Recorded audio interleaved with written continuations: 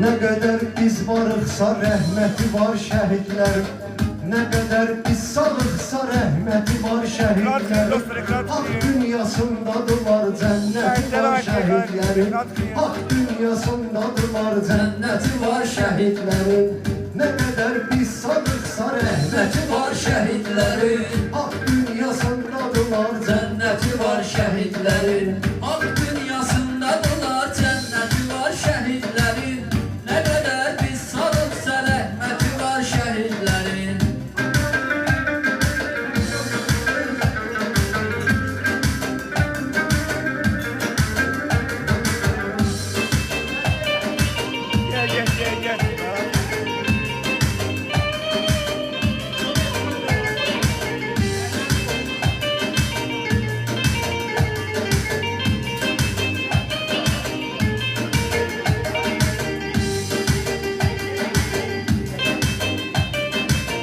Bize de yarandı bu ərtiqə söhbət deyəcək. Yaxşı yerdə yaxşılara daima niyyət deyəcək. O şəhid qardaşlara ömürlə rəhmət deyəcək. Hamımız bir ağızdan onlara rəhmət deyəcək. Onları xatırlayan milləti var şəhidlərin. Hər dəqiqə xatırlayan milləti var şəhidlərin. Hak dünyasındadılar cənnəti var şəhidlərin. Hak dünyasındadılar cənnəti var şəhidlərin. Ne kadar biz sağıqsa rəhməti var şəhidlərin. Bilirəm ki qəlbimiz dağdır ay əziz qardaşım. Onu bil ki qəlbimiz dağdır ay əziz qardaşım. Onların yeri cənnət bağdır ay əziz qardaşım. Hədisdə var ki şəhid sağdır ay əziz qardaşım. Onu bil tükənməyən sərvəti var şəhidlərin.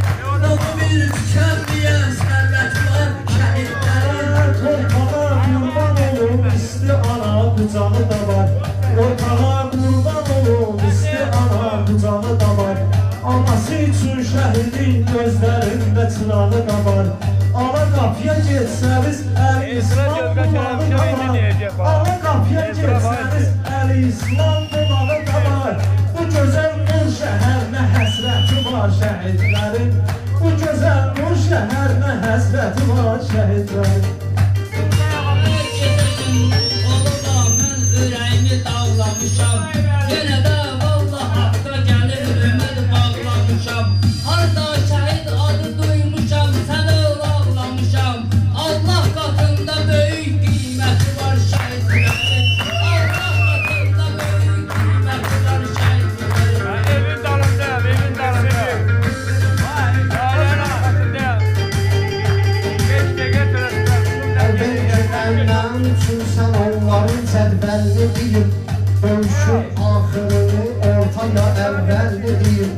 Şəhərimdə şəhid nə qədər vardı əlini deyim.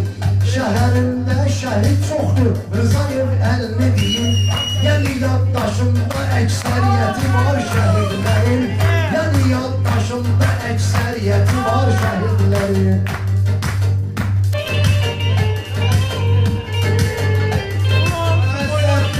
Kurban olun Zeyd olur her insan.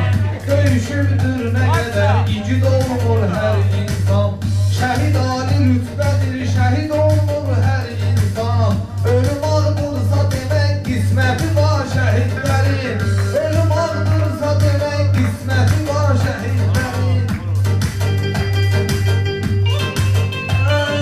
Kim deyir ki cənnətdə nur işığın saçmayıb bak.